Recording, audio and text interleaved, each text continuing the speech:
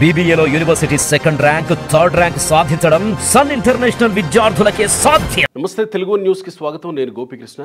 శుంకర వెంకటేశ్వరరావు గారు ప్రముఖ రాజకీయ పరిశీలకులు మనతో ఉన్నారు. ఆహ్వానిద్దాం. నమస్కారం సువేర గారు. నమస్కారం గోపి గారు. అంటే శుంకర వెంకటేశ్వరరావు గారు అనడంతోనే సువేర గారు అనాలి. మిమ్మల్ని ఆహ్వానించిన తర్వాత సువేర గారు అన్న సరే, వాట్ ఎవర్ మీ కలం పేరు సువేర ఏదైతే ఉందలే అనేది వెళుతుంది జనాలకి. Okay, fine. అయితే ఈరోజు ఒక అరుదైన దృశ్యాన్ని ఆంధ్రప్రదేశ్ ప్రజలు, ప్రపంచంలో ఉన్న తెలుగు ప్రజలు యావత్తు చూశారు.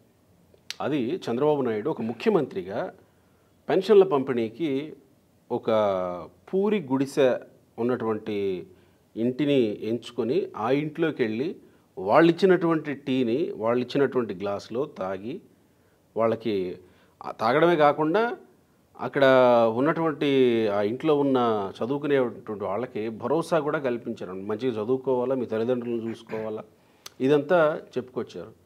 ఇదే పని జగన్మోహన్ రెడ్డి కూడా చేశాడు గతంలో. గుడిసెల్లోకి వెళ్ళాడు, సాధారణ ఇళ్లలోకి వెళ్ళాడు. లేదా దీనికి తేడా ఉంది కదా, నేను అదే అక్కడికే వస్తున్నా. చేశాడు.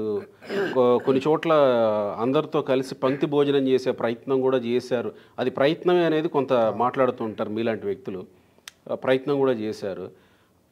జగన్మోహన్ రెడ్డి గుడిసెల్లోకి వెళ్ళడానికి, చంద్రబాబు నాయుడు ఇలాంటి గుడిసెల్లోకి వెళ్ళడానికి తేడా ఏంటి అనేది నేను మిమ్మల్ని అడగాలనుకుంటున్నాను. ప్రశ్న, గుడిసెల్లోకి వెళ్ళడం అంటే చటుక్కున వేరే పదం గోచరిస్తుంది, అది కాదు. వాస్తవానికి ఈరోజు జరుగుతున్న దీనికి మనం అన్నాం. ఇప్పుడు ఆ భాష మాట్లాడటం తప్పండి. గుడిసె అంటే ఇంతకుముందు సమాజంలో ఏదో తప్పుగా అర్థం చేసుకుంటారు. ఇప్పుడు పేదవాడు నిరుపేద గుడిసెల్లోనే గుడిసెల్లో అంటే వాళ్ళ మనోభావాలు దెబ్బతీసినట్టు తప్పుగా మాట్లాడితే ఆర్థిక పరిస్థితుల్లో వాళ్ళు రకరకాల ఇబ్బందులతో గుడిసెల్లో ఉంటారు. వాళ్ళ ఆత్మగౌరవంతో బతుకుతారు. వాళ్ళు ఎవరిని దోసుకోవాలా, వాళ్ళ అధికారం కోసం అబద్ధాలు చెప్పలేదు. తండ్రులు తాతల పేర్లు పెట్టుకుని ఎక్కడా వచ్చి సమాజంలో పదవులు పొంది దోసుకుని వాళ్ళు గుడిసెల్లో ఉంటల్లా. వాళ్ళు ఆత్మగౌరవంతో, ఆర్థిక పరిస్థితి లేకపోవచ్చు, వాళ్ళకి ఆత్మగౌరవం సంపూర్ణంగా బయట భౌతికంగా ఆస్తులు లేకపోవచ్చు, కానీ వాళ్ళకి ఆత్మగౌరవం విలువలు అనేవి గుడిసెలో ఉండే వాళ్ళకి ఉంటాయి. పేదలు గుడిసెలో ఉండే వాళ్ళందరినీ మనం తక్కువ మాట్లాడటం అనేది తప్పు. సమాజంగా బయట మాట్లాడతారు, అదొక తప్పు అర్థంగా మాట్లాడతారు. మీరు అన్నది కరెక్టే. కానీ అది పక్కన పెడితే గోపి గారు, ఇవాళ ఉదయం ఆవిష్కృతమైనటువంటి దృశ్యానికి మీరు గతంలో ఉదహరించిన పేరు, గత మాజీ ముఖ్యమంత్రి ఉన్నాడు, అతని గురించి ఉదహరించిన రెండింటికి మధ్య నిట్టనిలువుగా గీత గీసినటువంటి ఒక వ్యత్యాసం కనపడుతుంది. అది ఎలాగంటే, గత ముఖ్యమంత్రి కేవలం ఓట్ల కోసం, జనాలను నమ్మించడం కోసం ఓదార్పు యాత్రలో, పాదయాత్రల పేరుతో వెళ్ళి అక్కడ తన ఇంటి దగ్గర నుంచి బయట నుంచి వండుకొచ్చిన దీన్ని అక్కడ పళ్ళెంలో పెట్టినట్టు పెట్టి, అది మీరు ఆ దృశ్యాన్ని చూడండి, పెదాలు ఆడిస్తాడు, నోటి దగ్గర పెడతాడు, కానీ నోట్లో ఒక మెతుకు కూడా వెళ్ళదు. కేవలం నమ్మించి భ్రమించి అక్కడ నేను తిన్నానని వాళ్ళ దొంగ మీడియా ద్వారా జనాలతో గుడిసెలో కూర్చున్నాడు అని చెప్పి ఒక యేసు ప్రభువు నుంచి వచ్చిన దేవదూతలాగా భ్రమింపజేసి ఒక మతంలో ఉన్నటువంటి ప్రచారకులను అడ్డం పెట్టుకుని ఒక సెక్షన్ ఆఫ్ పీపుల్ని మిస్లీడ్ చేశాడు. కేవలం తన ఓటు బ్యాంక్ కోసం ఆడిన డ్రామా తప్పించి పేదల మీద అతనికి ఏ రోజు కూడా కనీస గౌరవం కూడా లేదు. అతను పేదవాడి పట్ల ఏమాత్రం కనికరం లేదు. పేదవాడు అనేవాడు దళితులు, దిగువ మధ్యతరగతి వర్గాలు, దారిద్ర్యరేఖకు దిగువన ఉన్న వాళ్ళందరూ కూడా అతనికి అన్టచబుల్స్. అది అర్థం చేసుకున్న విఘ్నులకు అర్థమైపోతుంది. అతని పైకి ఎంత నటించినా కూడా, అక్కమ్మలు, చెల్లెమ్మలు, తాతవులు, అవ్వలు అని చెప్పి ఎంత దొంగ భాష మాట్లాడినా కూడా అతను అంతరాత్మ సాక్షికి తెలుసు. అతను ఏది బైబిల్ ప్రమాణం చేసేలా నేను బైబిల్ నమ్ముతాను, యేసుప్రభువుని నమ్ముతాను అంటాడో, యేసుప్రభు మీద ప్రమాణం చేసి చెప్పమనాలి మనం కావాలంటే. అతను ప్రతిదీ కూడా ధనార్జన, పదవి వ్యామోహం, విధ్వంసం, అలాగే కక్షపూరిత చర్యలు, హత్యాకాండలు తప్పించి అతను ఏమాత్రం మానవీయ కోణం లేదు. రాక్షస కోణం. అది జనాలు నమ్మారు కదా, నమ్మారు. ఏంటంటే దోణ కట్టేయండి అని చెప్పి వాళ్ళు ఏదైనా సోషల్ మీడియాలో వాళ్ళకుండా విశృంఖలమైన మీడియా ద్వారా ఎన్ని నమ్మించారు ఎయిటింగ్లు చేసి. మీకు మొన్న ఎన్నికల్లో కూడా చూశారు కదా గోపి గారు, గ్రీన్ మ్యాట్లు పెట్టేసి రాని జనాలను వచ్చినట్టు చెప్పడం, రకరకాలుగా గ్రాఫిక్లు చేసేసి చేయటం, ఇవన్నీ వాళ్ళు చేశారు కదా. కోడికత్తుతో డ్రామా నడిపారు, మన గులకరాయితో డ్రామా నడిపారు, బాబాయిని చంపి డ్రామా నడిపారు. ఇవన్నీ సిద్ధహస్తులు వాళ్ళందరూ. కాబట్టి ఆ రకంగా పేదవాళ్ళ దగ్గరికి వెళ్ళి ముద్దులు పెట్టినట్టు, తల మీద దీవెనలు పెట్టినట్టు, తల ముద్దులు పెట్టినట్టు, ఇవన్నీ విశృంఖలమైన పనులన్నీ చేశాడు. ప్రజలను ఏమార్చాడు, రాజకీయంగా ఆర్థికంగా రాష్ట్రాన్ని హతమార్చాడు.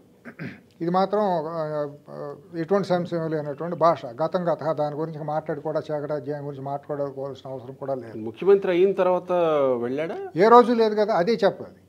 ముఖ్యమంత్రి అయిన తర్వాత ఆ రోజు నువ్వు ఏదైతే పేదవాళ్ళు ఉండే గుడిసెల్లోకి వెళ్ళి నువ్వు భోంచేశానని చెప్పావో, నా తాతవ్వలో నా తాతమ్మలో అవ్వలో అక్కలని ఏదో ఎవడో రాసిచ్చిన భాష నువ్వు మాట్లాడావో, పరదాలు కట్టుకుని చెట్లు కొట్టేసుకుని పోలీస్ పహారాలో నువ్వు స్టేజ్ మీదకి వెళ్ళి బహిరంగ సభల్లో మాట్లాడి రిబ్బన్ కత్తులు చేసేసుకుని గతంలో ప్రారంభమైన కంపెనీలకి కొత్తగా నేనే ప్రారంభం చేసేసానని జనాలు మభ్యపెట్టుకుంటా ఏదేదో చేసుకుంటూ వచ్చాడు. కానీ ఎక్కడన్నా కూడా ఒక గుడిసెలోకి వెళ్ళి ఒక పేదవాడిని ఓదార్చాడా డైరెక్ట్గా?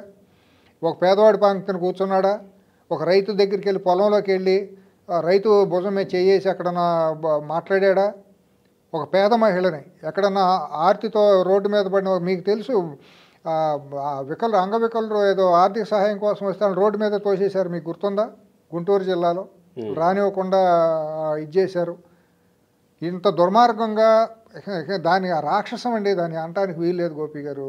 వాళ్ళు మనుషులే కాదు, దురదృష్టవశాత్తు అటువంటి వాళ్ళకు కూడా 40% ఓట్లు వేసే దౌర్భాగ్యమైన సమాజంలో మనం ఉంటున్నాం.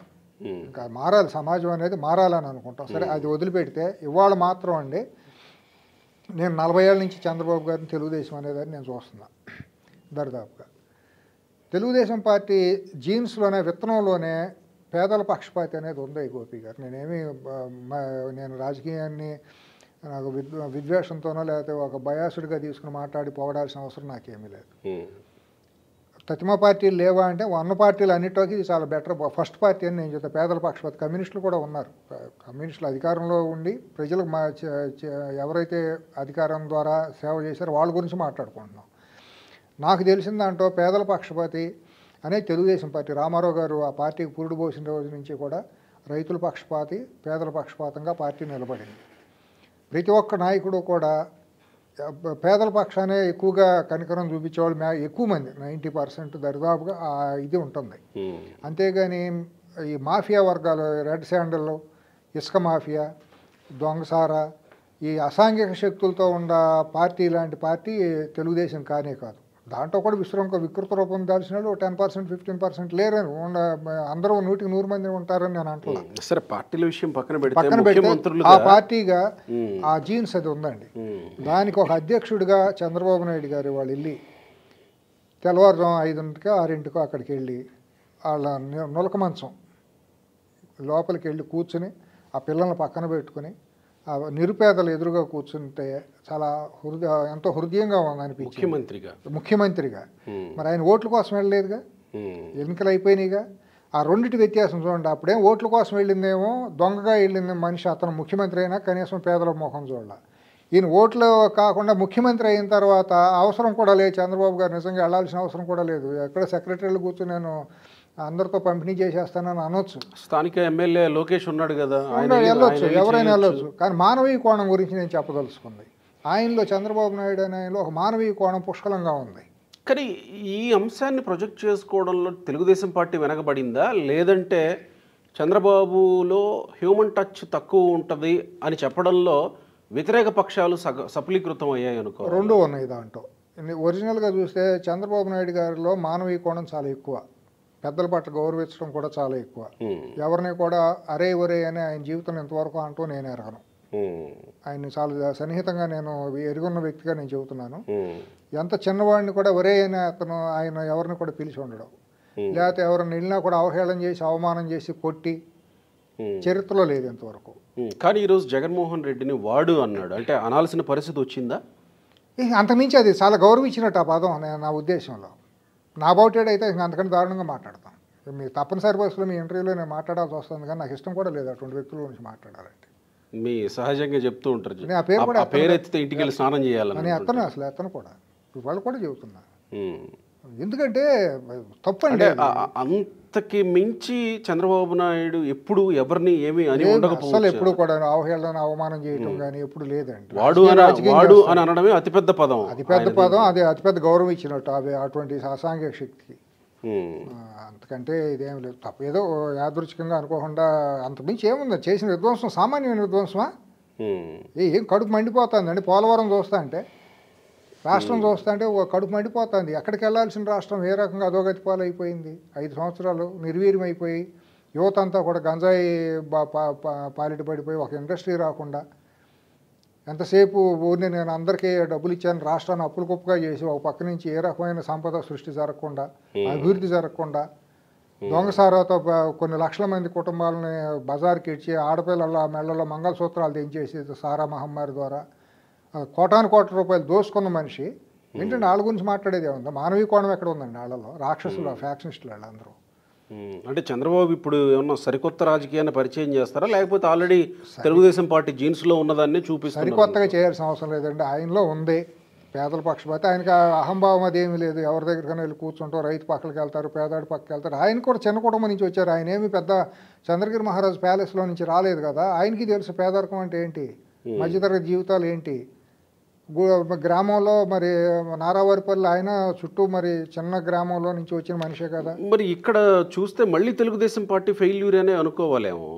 మీరు అన్నారు హ్యూమన్ టచ్ ఉంది, ఆయన పక్కన కూర్చోబెట్టుకునేది కూడా సామాజిక వర్గాల సమీకరణలు చూసుకుని ఆయన పక్కన ఏదైనా ప్రెస్ మీట్ పెట్టాలన్నా కానీ కూర్చోబెట్టుకుంటాడనే పేరు ఎక్కువైపోయింది. కానీ ఒక వర్గానికే, ఒక సామాజిక వర్గానికే అనే దాన్ని తీసుకెళ్లడంలో అవతల వాళ్ళు పై చేయి సాధించిన ప్రచారం చేశారు, దాన్ని తిప్పుకోట్లేకపోయారు.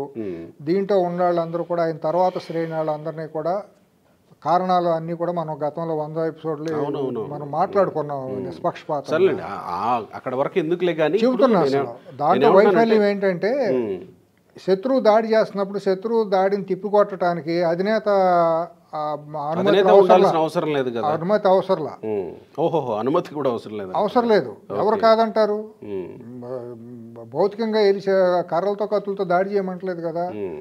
ప్రచారం చేసి చెప్పాలి కదా. తెలుగుదేశం చేసిన మంచి ఏంటి ఇదేంటి అనేది ప్రచారం చేస్తే చాలు కదా. చేసే శత్రుపక్షం చేసే ఆరోపణలు తిప్పికొట్టడానికి హేతుబద్ధమైన ఆధారాలతో చెప్తే చాలు కదా. అవన్నీ చేయడంలో రెండో శ్రేణి నాయకత్వం వైఫల్యం చెందింది. రైట్. ఈరోజు అక్కడికి వెళ్ళి చంద్రబాబు నాయుడు అలాంటి కార్యక్రమంలో పాల్గొనడం వల్ల ఎలాంటి సందేశం ఇచ్చినట్టు, అంటే ముందు ఎలా ఉండబోతుందని? అంటే ఆయన తప్పకుండా ఆ రకంగానే పరిపాలన 5 సంవత్సరాలు సాగుతుందండి, ఎటువంటి అనుమానం లేదు. కేవలం రెండు సంక్షేమాన్ని అభివృద్ధిని రెండింటిని బ్యాలెన్స్ చేసుకుంటానే వెళ్తారు. సంక్షేమం ఎవరికి? గుడిసెల్లో ఉండే వాళ్ళకి, పేద రైతులకి, వీళ్ళకే కదా కావాలి. ఉన్నత వర్గాలకి సంక్షేమం అవసరం లేదు. లా అండ్ ఆర్డర్ ఒకటి చేస్తే చాలు కదా. బయట నుంచి వచ్చే ఇన్వెస్టర్స్కి లా అండ్ ఆర్డర్ రాష్ట్రంలో బాగుంటే వాళ్ళు వచ్చేస్తారు. పేదలకి ఏంటి? 2 పూట్ల భోజనం, సామాజిక భద్రత, పిల్లల భవిష్యత్తు మీద భరోసా. ఇంతకుమించి ఎవరో కూడా కోరుకోదు కదా. మంచి ఆరోగ్యం, హాస్పిటల్కి వెళ్తే పేదవాడు కూడా హాస్పిటల్కి వెళ్తే మెరుగైన వైద్యం, భవిష్యత్తు బాగుండాలని కోరుకుంటారు. ఇప్పుడు మనిషికి ఏదండి కావాల్సింది? కూడు, గూడు, గుడ్డ. ఎప్పుడో అనారోగ్య పాలు ఎప్పుడన్నా అయితే దురదృష్టవశాత్తు హాస్పిటల్కి వెళ్తే పర్వాలేదు, నాకు మంచి వైద్యం అందుతుంది, నా ప్రాణానికి ఇబ్బంది లేదనే ధైర్యం ఒకటి ఉంటే చాలు. అంతమించి ఎక్కువ మంది ఏ మనిషి కోరుకోడు. తర్వాత ఏంటంటే తను పని చేసుకుంటానికి ఒక ఉపాధి అనేది కావాలి.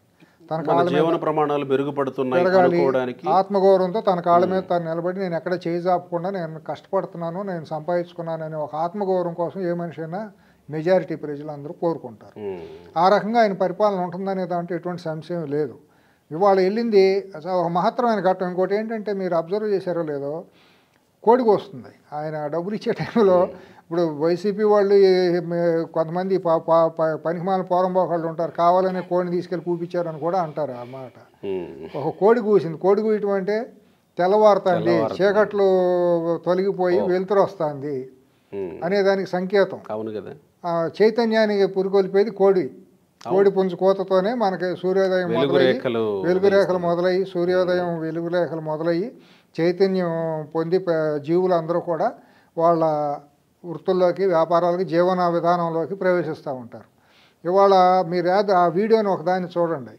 మీ బ్యాక్గ్రౌండ్లో ఎక్కడో గ్రామంలో తెల్లవారుజామున కోడి పుంజులు కోస్తూ ఉంటాయి అన్నమాట. అది ఒక నిజమైన చైతన్యం అనేది ఇవాళ దాని ద్వారా ఇవాళ ఇచ్చిన దీని ద్వారా పేదల బతుకుల్లో ఒక వెలుగు రేఖలు ప్రసరించుతాయి అనే దాంట్లో ఎటువంటి సందేహం లేదు. పేదల బతుకుల్లో భరోసా అనేది తప్పకుండా వస్తుంది. వాళ్ళు నమ్మి ఓట్లు వేసారండి. ఇప్పుడు నమ్మకుండా అనుమానంగా ఓట్లు వేసినంత ఇప్పుడు ఓట్లు వేయలేని వాళ్ళ ఇది కాదుగా, అందరికీ కదా పరిపాలన అనేది.